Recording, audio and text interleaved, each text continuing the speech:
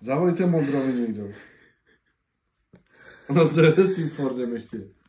Fakt? To by mohl, ne? Co to tak smrdí?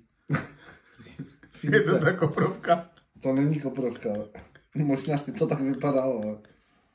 Ty jsi tam byl. Už mu píšu. Komu? Jirkovi Modrovi? OM Overland, tomu kamošovi to vím. Tak už je to tvůj kámoš, větší, prostě s ním píšeš. Tak, protože on nějaký Instagram, ty nemáš nic. Ty neexistuješ. No. Jste hrabeš v drátách, vole, týden úplně na hovno. Já to musíme To nesmrdí hovno z toho hajzru, to smrdí o tvojí práci. To je být jako... Nic moc teda po týdnu. To hovno Dvě sluchatka dohromady elektriky. Ne, pojďte to dělat najednou. Si že on dělal lidem baráky.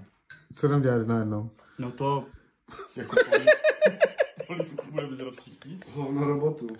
Tak to nevím, jestli budu moc zveřejnit. To jsou za paywallem zvolé videa.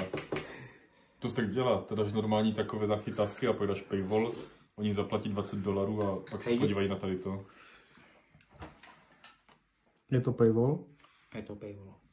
Ok, paywall. Takže pošlete $20 a zjistíte, co jdeme dělat všichni společně. Tady v tom smradu. Potřebuji nožky. Hoven a Štípačky. koprovky. Nožky a štípačky, jen to jedno. Vítko vždycky vadí, když mu svítí do očí světlo nad hlavou. Nožky nebo štípačky.